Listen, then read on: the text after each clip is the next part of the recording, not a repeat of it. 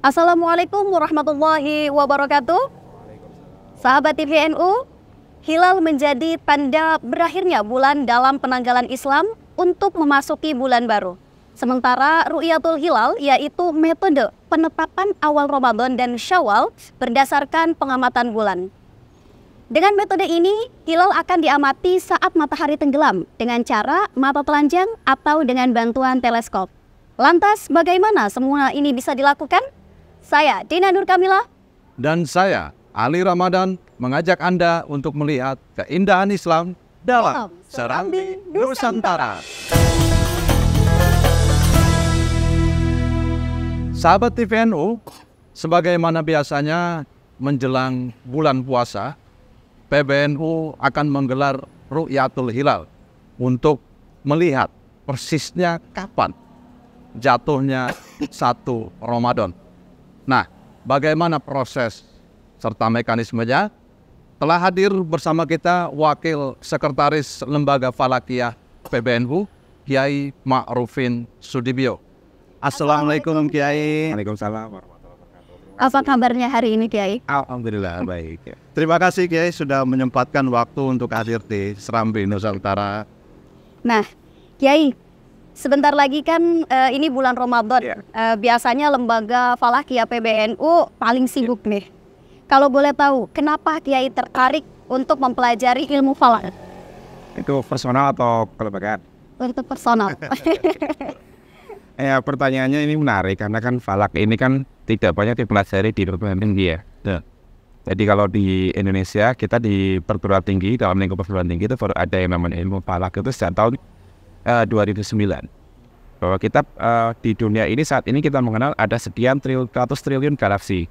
Di dalam satu galaksi tersebut yang namanya Bima Sakti itu ada sekitar 10 triliun bintang-bintang. Satu bintang itu adalah matahari dan itu tempat kita hidup. Jadi keistimewaan itu yang buat saya pribadi tertarik. Nah, Kiai, sudah sejauh mana nih persiapan lembaga Falakiyah NU untuk menggelar Ru'yatul Hilal 1 Ramadan ini? Sebelumnya boleh saya menjelaskan terlebih dahulu tentang terkait bagaimana cara kita di NU itu menetapkan awal bulan Hijriah ya. Jadi di NU kita memilih metode Ru'yah Hilal. Ini adalah sebuah metode yang memang sudah ditetapkan sejak zaman NI itu berdiri, sejak masa kepemimpinan Hadartul Syekh. Nah, terkait dengan bagaimana Ru'yah Hilal ini memang berkembang secara terus menerus sehingga kemudian kita sampai mendapatkan dalam bentuknya sekarang. Dan bentuknya sekarang ini kita menekankan bahwa Ru'yah Hilal itu diselenggarakan setiap tanggal 29 Hijriah setiap bulan. Tidak ada perkuatsalan. Jadi di NU kita tidak ada perkecualian bahwa tidak ada perbedaan antara apakah itu bulan Muharram, apakah itu bulan Maulid, apakah itu bulan Rajab, ataukah bulan Ramadan. Semuanya tetap dilaksanakan Ru'yah Hilal sesuai dengan tata aturan yang berlaku. Nah, caranya melaksanakan Ru'yah Hilal kita persiapannya sama seperti yang lain-lain, seperti pada bulan yang lain-lain. Kita tetap laksanakan pada tanggal 29 Hijriah. Pada tanggal 29 itu kita pertama tentu menyiapkan data perhitungan yang terlebih dahulu. Karena pada saat ini yang dipedomani di Nahdlatul Ulama adalah kita kalau melaksanakan ru'yah tapi tanpa berbekal data posisi bulan, itu maka ru'yahnya tidak bisa diterima, tidak bisa digunakan. Karena harus ada bekal terkait dengan posisi bulan. Baru kemudian di sana kita menyiapkan titik-titik ru'yahnya. Saat ini alhamdulillah Nahdlatul Ulama lembaga falakiyah itu sudah memiliki 60 titik ru'yah di seluruh Indonesia. Dan itu tersebar dari Jayapura sampai ke paling barat itu Lokma ya. Jadi ini sedikit berbeda dengan jargon kebangsaan kita ya. Kalau jargon kebangsaan kita kan Sabang sampai Merauke. Kalau ini dari Jayapura sampai ke Lokma. Jadi sama-sama dari Papua sampai ke Aceh, cuma titiknya yang berbeda saja ya. Nah itu kita dari Jayapura sampai ke Lokma ada 60 titik, seluruhnya di bawah pengawasan dari jaringan lembaga falakiyah. Dan nanti semuanya akan melapor ke PBNU gitu. Nah dari laporan itu nanti kita akan mengevaluasi apakah kemudian ada yang bisa melaporkan terlihat atau tidak, dan apakah itu bisa dinyatakan sahih. Karena kalau tidak sah, ada laporan yang bagus tapi kemudian tidak sahih, maka itu tidak bisa digunakan sebagai sebuah landasan gitu. Nah baru kemudian kita akan melaporkan kepada Ketua Umum bahwa ini sudah terjadi seperti ini, keputusannya kira-kira seperti ini. Nah, Kiai, perangkat teknologi yang digunakan saat melakukan observasi hilal atau pengamatan terhadap hilal itu menggunakan apa?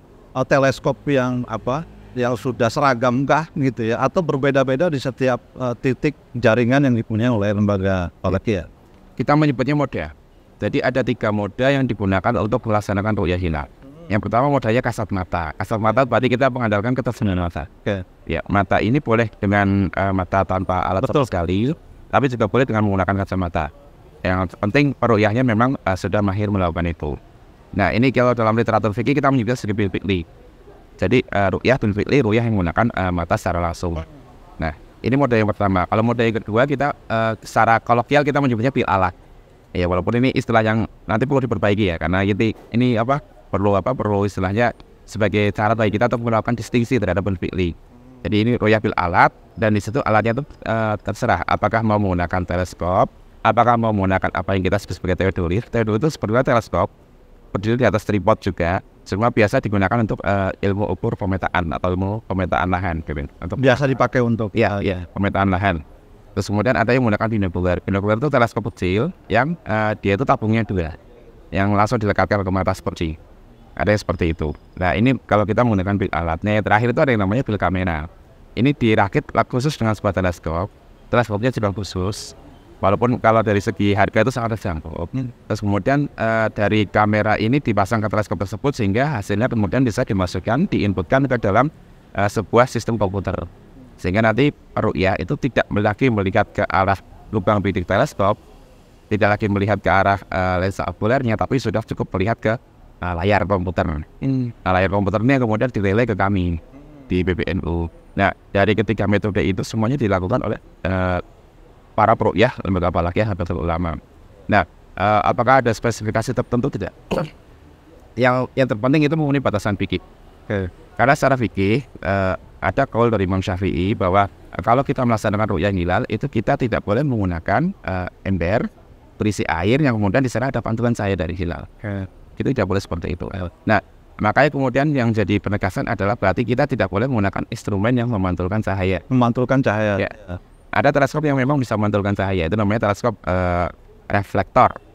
Teleskop yang sangat besar, itu biasanya sampai ukurannya itu 10 meter atau lebih. Itu tidak kita gunakan karena memang pertimbangan fikih tadi. Sehingga digunakan adalah teleskop dengan lensa yang dia itu bisa meneruskan sinyal.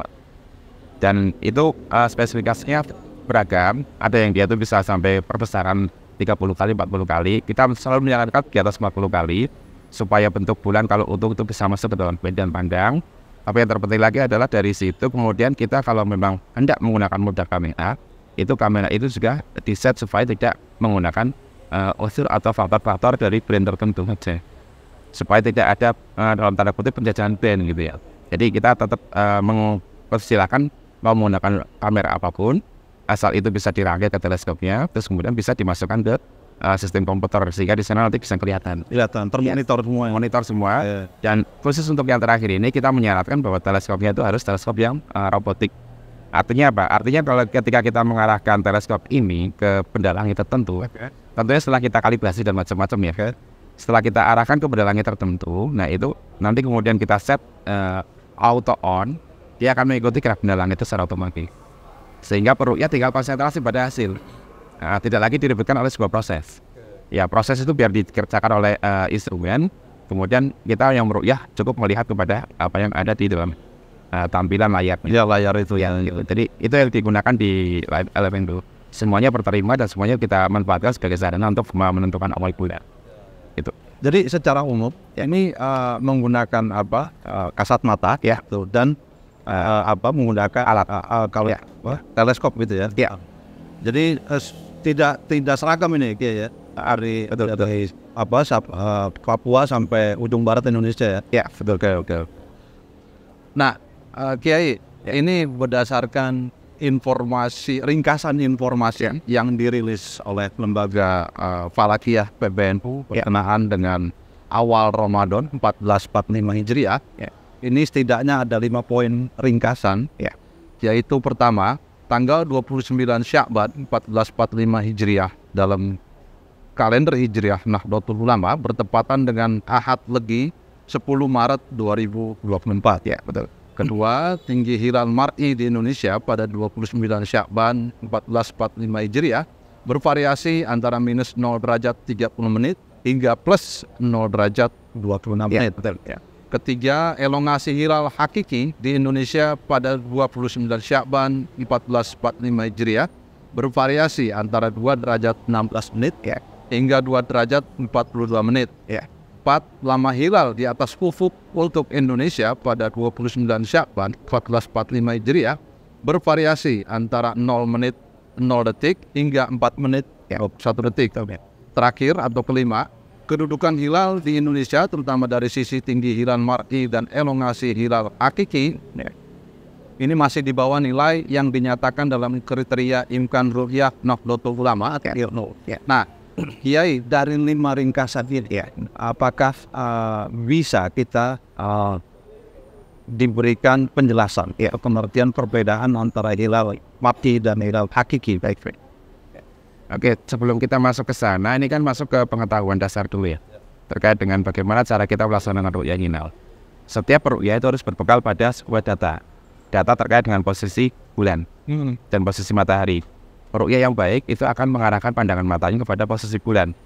Tapi tanpa mengetahui posisi matahari, posisi bulan itu mustahil untuk bisa di data, bisa dilacak.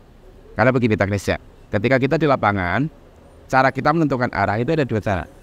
Kita bisa menggunakan kompas yang itu tidak akurat, atau kita bisa menggunakan kurang presisi, sama sekali nggak presisi.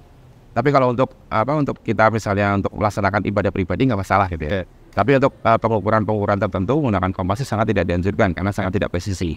Atau kemudian yang kedua, kita menggunakan bahwa benda langit, setiap benda langit itu memiliki nilai posisinya masing-masing, sehingga pada saat tertentu kalau kita tahu di mana jamnya itu sedang berada, maka kita akan mengetahui arahnya ada di mana.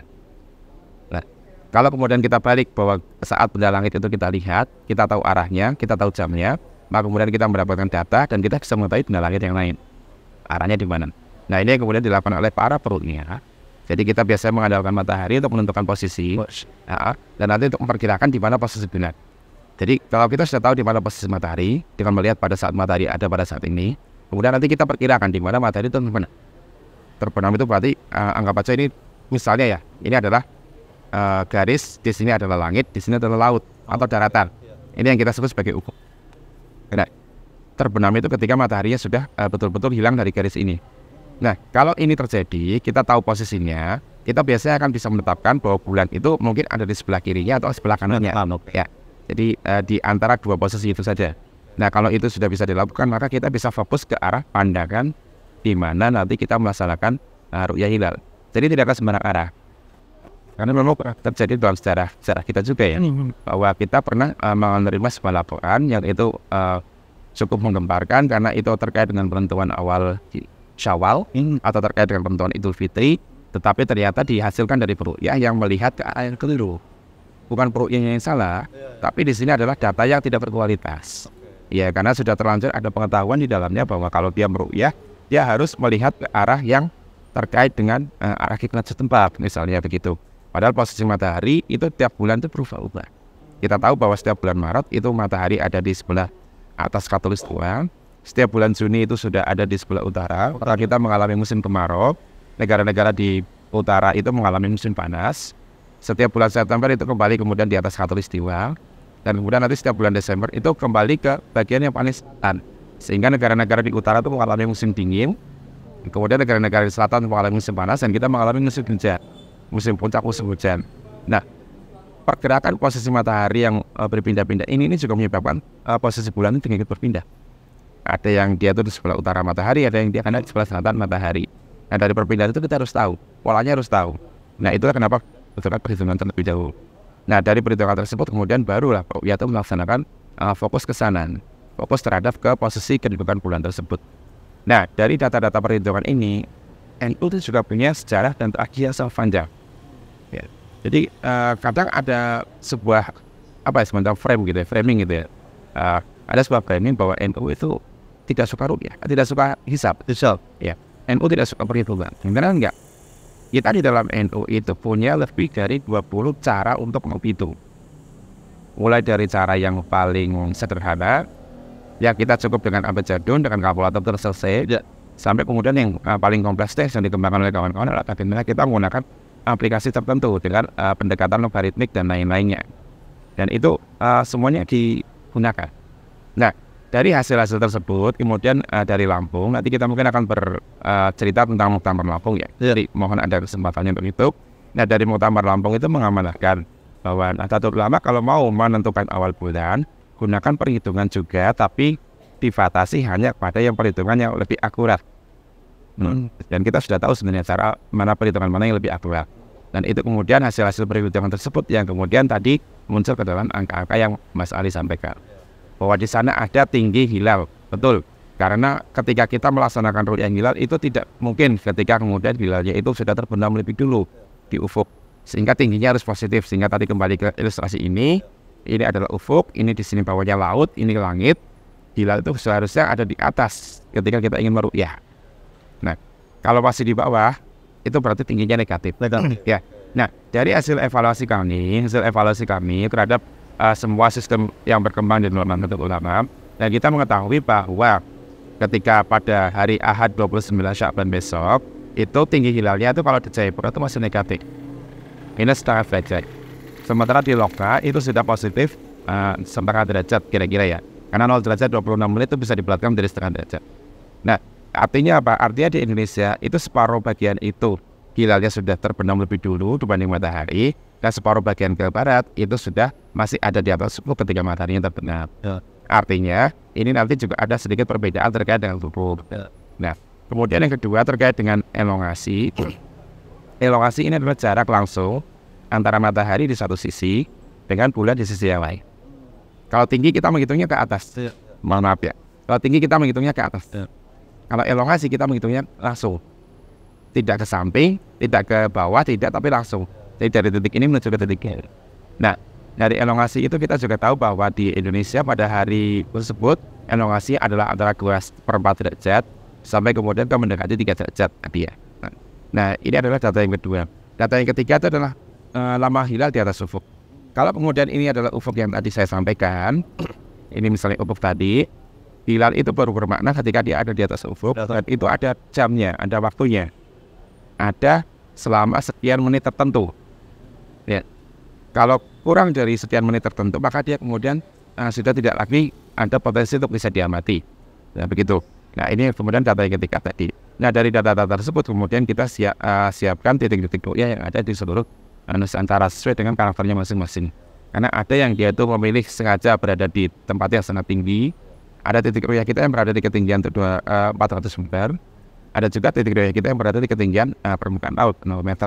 Disesuaikan dengan kondisi. Betul ya, disesuaikan dengan kondisi, dan juga lebih utama itu adalah disesuaikan dengan klimatologi setempat. Ya. Oh, itu berpengaruh juga ya? Sangat berpengaruh. Makanya tadi mungkin ada hal yang belum saya sampaikan bahwa ketika kita belajar ilmu falak itu mau tidak mau juga harus mempelajari terkait dengan klimatologi dan sejenisnya dalam begitu. Jadi kalau dalam kami melaksanakan ru'yah hilal di beberapa falakiyah itu kita mengandalkan pada apa yang disebut sebagai mar'i. Mar'i itu adalah apa yang terlihat. Apa yang terlihat. Jadi ketika kita misalnya pergi ke laut, itu kita melihat di batas kaki langit itu ada batas antara laut dengan langit ya. Yang itu akan membentuk garis. Nah, garis itu sebenarnya ufuk. Kita menyebutnya sebagai ufuk. Atau dalam bahasa Indonesia kita menyebutnya kaki langit atau cakrawala. Hanya kemudian cakrawala ini ada dua. Yang kita lihat itu sebenarnya cakrawala yang marking, semu. Semu. Karena ada faktor pembiasan atmosfer. Atmosfer kita itu sebenarnya berperan seperti kaca. Kaca yang berbeda ketebalannya dari satu ketinggian ke ketinggian yang lain. Jadi semakin jauh kita melihat, kita akan menyaksikan bahwa ufuk yang kita lihat ini sebenarnya harusnya ada di atasnya. Tapi karena faktor-faktor pembiasaan udara itu menyebabkan kita itu turun. Nah, ilustrasi pembiasaan udara ini supaya mudah dipahami itu seperti kalau kita melihat jalan raya pada saat siang hari aspal ya. Yang kita lihat itu seakan-akan berayon, seakan-akan berayon, fata morgana gitu ya. Sarap kalau dalam bahasa Arab gitu.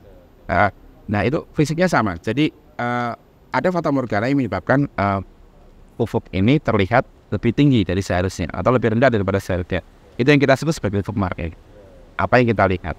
Nah, tetapi di astronomi atau di ilmu falak, kalau kita melakukan perhitungan, itu semuanya dasarnya adalah apa yang aktual. Apa yang berdasarkan pada kerangka referensi. Apa yang kita lihat di ufuk itu sebenarnya bukan ufuk sesungguhnya. Meskipun itu yang tampak dalam pandangan kita, ufuk sesungguhnya itu ada di atasnya itu sedikit. Ya, itu disebut sebagai hakiki di situ. Ya, jadi ada garis yang tidak nampak di atas ufuk yang ini, yang itu sebenarnya adalah ufuk yang sesungguhnya. Nah, itu disebut sebagai ufuk hakiki. Nah, ini semua terjadi karena setiap kali kita melihat ke tempat yang jauh, terutama adalah dalam kaitannya dengan objek-objek yang sangat jauh, itu selalu ada peran atmosfer sebagai pembias cahaya. Dan itulah yang menyebabkan kemudian kenapa dalam setiap perhitungan atau pengukuran waktu sholat, kenapa dalam perhitungan dan pengukuran awal bulan Hijriah itu selalu ada faktor pembiasan cahaya. Pembiasan cahaya itu yang menyebabkan kita bisa menunaikan sholat subuh. Karena kalau tanpa itu kita harus menunggu sampai matahari terbit sebelum kemudian ada berkas cahaya di kaki langit. Nah, ini yang membedakan kita hidup di bumi dengan kita misalnya kalau hidup di bulan. Di bulan kita tidak akan mengalami situasi waktu subuh karena ketika kita berada di sana tidak adanya udara itu menyebabkan kemudian atmosfernya tidak memantulkan atau membiaskan cahaya sama sekali. Gitu. Nah, kalau di bumi kita mengalami ada atmosfer yang cukup tebal, itu membiaskan cahaya, tapi itu juga menyebabkan ada yang namanya ufuk mar'i dan ufuk hakiki, dan itu menyebabkan ada yang namanya posisi bulan hakiki dan posisi bulan yang mar'i. Cara paling mudah yang lainnya untuk melihat apakah ini adalah mar'i atau hakiki, itu adalah cara kita menempatkan diri kita. Apakah kita melihat bulan itu dengan kita menempatkan diri permukaan bumi seperti seharusnya atau di pusat bumi? Jangan kaget, dalam perhitungan-perhitungan astronomi atau ilmu falak itu hampir semuanya dilakukan dengan anggapan bahwa kita tinggal di pusat bumi. Di pusat bumi? Ya, anggapannya begitu. Asumsi ya. Ya kira kalau berasumsi kan nggak masalah. Realitasnya mungkin lain gitu ya. Nah, asumsinya kita tinggal di pusat bumi. Dari pusat bumi itu kemudian kita memandang ke bulan, ketemulah bulan dalam kondisi hakiki, dalam kondisi yang sesungguhnya. Nah, tetapi karena kita tinggalnya di permukaan bumi, kan impossible kita hidup di pusat bumi ya. Diasalkan di pusat bumi kita di kedalaman 10 meter aja mungkin udah lain gitu ya.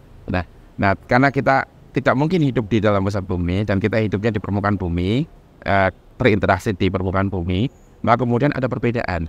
Nah, perbedaan itu yang kemudian kita memandang bulan itu sebagai mar'i atau apa yang kita lihat, walaupun itu sebenarnya dalam tanda kutip itu tidak sesungguhnya. Semu begitu ya. Ya memang pandangan itu menipu. Filter itu menipu. Nah, itu kadang seperti itu. Itu juga berlaku dalam kajian ilmu falak dan ilmu astronomi. Jadi antara mar'i dan hakiki seperti itu. Terus kemudian di Nahdlatul Ulama memang kita berpandangan bahwa untuk pengukuran awal bulan itu kita mendasarkan pada apa yang disebut sebagai tinggi bulan yang diukur secara mar'i. Apa yang kita lihat secara langsung di lapangan itu adalah yang kita ukur. Tapi untuk satu parameter yang disebut sebagai jarak sudut atau elongasi, itu mau tidak mau pengukurannya adalah kita menempatkan diri berada di dalam permukaan bumi, berada di kedalaman bumi, di pusat bumi. Nah, ini yang menyebabkan sedikit perbedaan terkait dengan tata cara perhitungan dan kemudian nanti tata cara parameter. Gitu. Lalu Kiai, berdasarkan surat keputusan Lembaga Falakiyah PBNU nih, nomor 001/SK/LF PBNU /3/2022 telah ditetapkan imkan ru'yah yang telah dibenahi. Apakah bisa dijelaskan secara singkat bagaimana kita memahami imkan ru'yah Nahdlatul Ulama atau IRNU? Dan apa alasan mendasar Lembaga Falakiyah NU melakukan perubahan atau pembenahan ini? Ya, baik, terima kasih. Jadi terkait ini kita harus melihat secara panjang. Tadi saya sampaikan terkait dengan muktamar. Nah, dari rangkaian muktamar itu ada hal-hal fundamental yang memang telah diputuskan. Muktamar Lampung ya? Muktamar baik dari Muktamar Situbondo, Kediri maupun Lampung. Di Situbondo kita tahu bahwa ru'yah itu pedoman. Kalau awalnya memang ru'yah itu pedoman tapi masih berupa qaul para ulama. Di Muktamar Situbondo kita mendapatkan satu pedoman bahwa ru'yah ini adalah pedoman kita bersama dan itu masuk ke dalam keputusan kelembagaan. Nah, istilahnya ada petikannya begitu ya, ada petikannya. Jadi bukan sekedar ini call-nya siapa, ini kemudian ibaratnya siapa, bukan seperti itu, tapi sekarang ada petikannya. Nah, kemudian di Lirboyo Kediri 1999, waktu itu saya masih kuliah, itu kemudian ada keputusan juga terkait dengan kesatuan wilayah hukum Indonesia sebagai sebuah negara. Jadi dimanapun di Indonesia, dari Sabang sampai Merauke, dari Miangas sampai Pulau Rote, kemudian dari Jakarta sampai ke IKN itu semua nilainya sama, tidak ada yang berbeda. Ya pendapatan berbeda, tapi urusan kewarganegaraan dan lain-lainnya itu sama. Nah, dari hal ini terus kemudian disepakati juga bahwa Indonesia itu tidak menggunakan pedoman dari luar. Artinya apa? Artinya kalau ada ru'yah di Saudi Arabia yang itu menyatakan berhasil dan menjadi keputusan dari Syariah, kita tidak menggunakan itu. Betul. Nahdlatul Ulama tidak menggunakan itu. Bahkan apabila misalnya ada hasil ru'yah dari Malaysia yang itu menyatakan berhasil dan digunakan jadi pedoman di sana, Indonesia tidak menggunakan hal itu. Jadi kita tetap menggunakan apa yang ada di wilayah Indonesia sendiri. Meskipun juga kita kalau meletakkan Indonesia dalam konteks di negara-negara lain di seluruh dunia, kita tuh luas, kita besar. Kita di ujung barat di Pulau Sabang sampai ke ujung paling timur di Merauke, itu apabila diletakkan dalam satu peta itu sama dengan dari Amerika bagian utara barat sampai ke Amerika bagian timur. Atau kalau kita letakkan di Eropa, itu ujung barat yang ada di London, ujung timurnya ada di Rusia, ada di Moskow. Sangat besar ukuran kita. Nah kalau untuk sebuah negara gitu ya, sangat besar sekali. Nah ini satu hal yang perlu dia syukuri, karena di satu sisi itu menyebabkan beberapa proses terkait ru'yah hilal itu bisa terselenggara dengan baik dibandingkan dengan negara-negara lain yang sebutlah sebagai negara-negara tetangga kita gitu ya. Nah itu yang landasan pertama. Terus kemudian yang kedua ini memang ada perubahan fundamental ketika kita berada di Lampung terkait dengan Muktamar Lampung. Di Lampung kami mengajukan asilah permasalahan yang harus dibahas di Basul Masail dan kemudian juga dibahas di sana oleh para muktamirin dan kemudian disepakati bahwa secara fundamental NU ada perubahan. Perubahannya bagaimana? Sebelum Muktamar Lampung, apa yang dipedomani sebagai ru'yah hilal penentuan awal bulan Hijriah itu hanya didasarkan pada dua kemungkinan. Yang pertama adalah ru'yah. Kalau dia berhasil, besok pagi sudah masuk tangan. Atau malam ini sudah takbir kalau kita lebaran gitu ya. Kalau tidak berhasil, terus kemudian berarti malam ini kita masih taraweh, besok pagi masih puasa. Yang itu kalau dalam literatur fikih kita menyebutnya sebagai istiqmal, digenapkan 30 hari. Ya. Nah itu yang berlaku selama sekian tahun sampai kemudian ke periode Lampung. Periode Lampung ya? Ya. Ya. Nah di Lampung kemudian ada perubahan fundamental. Jadi kalau sekarang misalnya hilalnya tidak terlihat, terus kemudian ada syarat tertentu yang menyebabkan dia itu nanti bulan Hijriahnya berubah panjangnya, maka hilal tidak terlihat ini tidak menjadi alasan. Jadi boleh dinafikan sehingga malam ini kita boleh takbir dan besok pagi boleh beridul fitri. Tapi dengan syarat tertentu yang ketat. Atau saya ketat sekali. Ini masalahnya kenapa? Karena di dalam kalender Hijriah kita mengetahui satu tahun Hijriah itu ada 354 atau 355 hari. Terbagi atas 12 bulan. Nah dalam satu bulan itu minimal ada 29 hari atau ada 30 hari. Ini berdasarkan pada sabda kanjeng Nabi asyhadu an la ilaha illallah dan seterusnya. Jadi satu bulan maksimal 30 hari, minimal 30 hari. Minimal 29 tahun mohon ya. Artinya tidak boleh minimal 28 hari dan maksimal 31 hari. Itu tidak boleh. Tapi faktualnya itu pernah terjadi. Pernah terjadi dan itu di era modern. Jadi kita mengambil contoh misalnya yang terjadi di Saudi Arabia tahun 1984. Ya saya masih kecil sekali waktu itu. Ya, Mbak Dina mungkin malah belum lahir ya. Kalau Mas Ali udah, kelihatannya udah nih kalau dari itu ya. Masih muda kayaknya. Ya, di tahun 1984 bulan Ramadan, Saudi Arabia itu menetapkan satu Syawal pada satu hari tertentu atas dasar ru'yah hilal, sama dengan Indonesia. Cuma ru'yah hilal di Indonesia itu jauh lebih tertata dibandingkan dengan Saudi. Jadi di Saudi begitu ada yang melapor ini ru'yah berhasil, terus kemudian diterima oleh sebuah komite melapor ke raja kemudian mengeluarkan semacam dekret kerajaan bahwa hari ini sudah satu Syawal, intinya begitu. Besok pagi waktunya sholat Id. Nah, tapi ketika ru'yah itu masuk, hasil ru'yah itu masuk, baru kemudian disadari bahwa tanggal itu saat itu masih tanggal 28 Ramadan. Masih tanggal 28. Ya, 28 Ramadan, belum 29 Ramadan. Jadi paginya beridul fitri dan ternyata itu terjadi pada 29 Ramadan. Nah, ini yang jadi masalah. Jadi masalahnya kenapa? Ternyata satu bulan itu cuma 28 hari. Puasanya juga cuma 28 hari. Ketika puasa 28 hari, ini fikirnya ketabrak. Artinya kenapa? Karena kita tahu bahwa kita berpuasa itu minimal 29 hari, tidak ada kecuali. Baik bagi laki-laki ataupun perempuan. Kalau bagi perempuan mungkin ada itu ya, ada rukhsah sedikit ya. Tapi nanti kan tetap harus dibayar ya. Nah, tetap bayarnya itu kan melihat nih berapa utangnya gitu ya. Minimal 29 hari kan ya. Nah gitu. Nah tapi dalam kaitannya dengan tadi yang di Saudi Arabia ini karena ada permasalahan tersebut, satu bulan ternyata terlanjur ditetapkan 28 hari, akhirnya kemudian ada kodok puasa pasal yang itu ditanggung oleh negara. Prosesnya ditanggung oleh negara. Nah, ini satu bulan 28 hari. di Saudi Arabia juga pada tahun 2007 baru saja kemarin itu terjadi situasi sebaliknya, di mana 1 bulan Zulhijjah itu lamanya 31 hari. Ya. Nah, ini yang coba dihindari di dalam Nahdlatul Ulama dengan mengusulkan supaya kita itu berpegang pada sebuah patokan dasar yang tidak boleh berubah. 1 bulan itu adalah minimal 29 hari, maksimal 30 hari. Mau pakai cara apapun menetapkannya.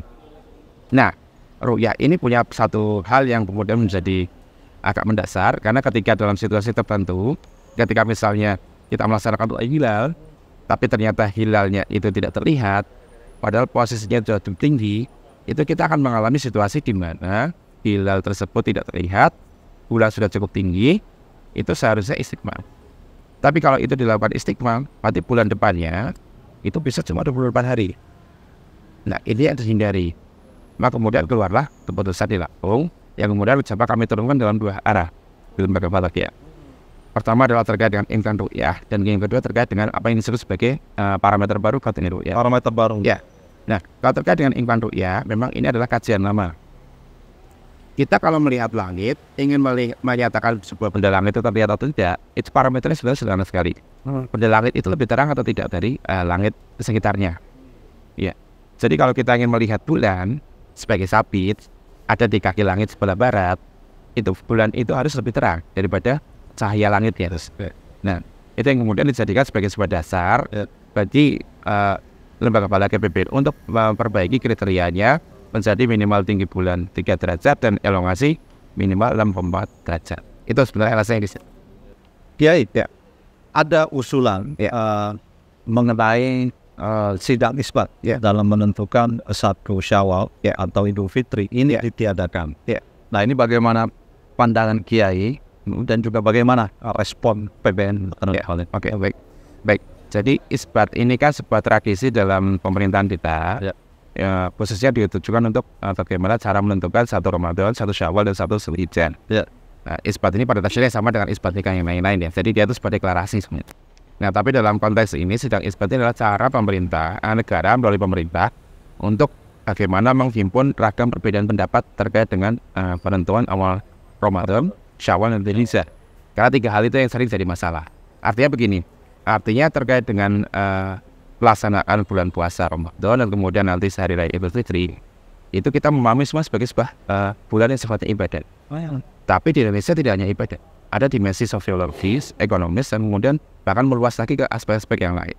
Kita tahu bahwa dalam secara ekonomi misalnya 60% pergerakan kapital Indonesia di masyarakat itu terjadi pada bulan-bulan ini. Bulan lain boleh tiarap lah, boleh istirahat gitu ya. Atau kalau cara orang bercanda sekarang ini ya, kita boleh cari basos gitu ya. Tapi khusus di bulan Ramadan, Syawal, orang itu tidak segan, tidak enggan untuk mengeluarkan banyak uang. Nah, baik itu untuk membeli kebutuhan sehari-hari, baik itu untuk membeli baju baru gitu ya, baik itu untuk menghias rumah maupun yang lain. Itu. Makanya itu kemudian menjadi hal yang sangat esensial terkait dengan penentuan ini. Nah, kita juga tahu bahwa di Indonesia ini berbeda sendiri dengan negara-negara yang lain, dengan negara-negara Muslim yang lain. Di negara Muslim yang lain, keputusan pemerintah yang mengikat. Ya, ada yang namanya qadhi, hakim. Dan itu dijalankan oleh peran pemerintah. Di Indonesia, khususnya sejak tahun 1958, dan ini sekarang juga atas perjuangannya Nahdlatul Ulama juga, itu pemerintah kemudian beralih peran jadi fasilitator. Bukan lagi regulator, bukan lagi sebagai hakim, tapi sebagai ya juru pembimbing, semacam wasit gitu. Oke, silakan kalian bertanya atau berkelahi dalam tanda kutip gitu ya. Nah, nanti kalau sudah sampai kata-kata prit gitu ya. Nah, kita keputusannya apa begitu. Nah, ini yang kemudian diperankan oleh pemerintah sejak tahun 1958 sampai sekarang ini. Ya, ini salah satunya berkat demokratisasi yang kita gaungkan di Nahdlatul Ulama Islam. Bahwa pemerintah itu harus responsif, pemerintah harus mendengar apa maunya rakyat, dan juga pemerintah itu juga harus mau dituntun oleh rakyat, bukan sebaliknya begitu ya. Nah, ini yang saya kira apresiasi yang perlu kita sampaikan pada para pendahulu kita gitu ya. Nah, terkait dengan sidang isbat ini, terus kemudian juga pemerintah itu kembali menjalankan peran sebagai fasilitator ya. Ada ragam metode penentuan awal bulan Hijriah yang berbeda. Yang paling menonjol adalah metode ru'yah yang dipedomani Nahdlatul Ulama, dan kemudian juga metode hisab atau perhitungan yang dilakukan oleh beberapa ormas yang lain. Nah, untuk mencari titik tengahnya bagaimana? Untuk mencari kalimat yang samanya bagaimana? Yaitu dilaksanakan dengan sidang isbat tadi gitu. Nah, dalam hal ini kemudian Nahdlatul Ulama berpandangan, dan ini sudah diotorisasi oleh Ketua Umum PBNU, bahwa sidang ini tetap dibutuhkan karena ini bisa memberikan pertama adalah kepastian kepada warga negara. Tanpa sidang kita tidak akan mendapatkan kepastian. Dan kalau tidak ada kepastian nanti pelaksananya akan kacau balau gitu ya. Itu yang pertama. Terus kemudian yang kedua secara fikih kepastian ini dibutuhkan karena kita mengurusi atau mengakomodir orang banyak. Nah, kalau fikih itu dilaksanakan secara pribadi, artinya kita mulai berpuasa itu secara pribadi dan kemudian nanti hari raya secara pribadi, itu tidak jadi masalah. Karena masing-masing punya pendapatnya sendiri dan itu tidak menjadi masalah. Tapi ketika berlangsung secara komunal bagi sebuah komunitas, bagi sebuah negara dengan rakyat yang beragam sekali pendapatnya gitu ya. Nah, ini kemudian fikih ini menyarankan bahwa itu perlu ada kesesamaan atau kesamaan pandangan di antara banyak orang supaya persepsinya sama, supaya hasilnya juga bisa seragam. Ya. Ini terutama kan sering dialami oleh ibu kita. Malah pasti Mbak Dina tahu. Nah, kalau malam ini diputuskan belum lebaran ini pasti wah ini. Saya nanti masak opornya bagaimana gitu ya. Nah, itu efeknya bisa kemana-mana. Lagi bisa kemana-mana. Dan itu panjang. Dan belanjanya kapan? Betul. Dan nanti korbannya bapak-bapak juga. Nah ini ambil contoh seperti itu. Nah ini kemudian menjadi pandangan dari NU adalah bahwa ini perlu tetap diselenggarakan. Meskipun di satu sisi kita sudah tahu bahwa terkait dengan sidang isbat ini belum ada landasan yuridis formal. Kalau ditanya ini peraturan perundangan mana yang mendasari adanya sidang isbat, ini belum ada dasarnya. Baik itu berupa kepres, baik itu berupa perpu gitu ya, baik itu berupa peraturan menteri ataupun yang. Nah ini yang perlu dicari oleh pemerintah untuk landasan formal ini. Tapi secara substantif sebagai pijakan begitu ya. Betul. Tapi secara substantif kita setuju dengan sidang isbat. Kita lakukan saja terus dengan harapan bahwa ini pertama bisa diperbarui dan kemudian yang kedua ini tetap menjadi forum bagi melting pot untuk para pimpinan ormas di Indonesia untuk bisa bertemu sekaligus mencari cara untuk mengatasi perbedaan-perbedaan yang ada. Ataupun ketika kemudian perbedaan itu tidak bisa dijembatani, tidak bisa difasilitasi, setidaknya kita masih punya satu pintu terakhir.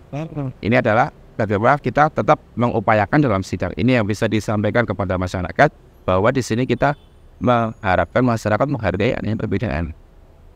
Karena ketika perbedaan itu tidak bisa dicari titik temu, paling akhir itu kan kita toleran saja, ya kan? Dalam tanda kutip kan begini, kita di Nahdlatul Ulama itu kan syariatnya kalau sholat subuh kunut. Tapi kan tidak semua seperti itu, kan? Nah, tapi kan kita tidak perlu mencaci mereka yang tidak kunut, ya kan ya. Sebaliknya juga mereka yang tidak kunut ya nggak perlu mencaci kita juga, walaupun ada kasusnya seperti itu ya, ada kasusnya seperti itu gitu ya. Atau sama juga seperti kita malam Jumat, kita tahlilan, yasinan, mengistimewakan malam itu. Nah, ada yang tidak mengistimewakan malam itu ya kita hormati, karena kita tahu dasarnya apa. Bahwa kita kemudian juga dihormati oleh yang lain ya kita berterima kasih terkait dengan hal itu. Nah, hal-hal semacam ini yang kemudian perlu dipertahankan ketika dalam forum-forum seperti sidang isbat. Karena sekali lagi terkait dengan awal Ramadan dan Idul Fitri, ini biasanya tensi di masyarakat itu tinggi. Beda sedikit satu hari urusannya panjang lebar. Beda satu hari saja itu biasanya kami di lembaga Falakiyah itu diminta sibuk 2 minggu sendiri gitu ya. 2 minggu sendiri. Gitu.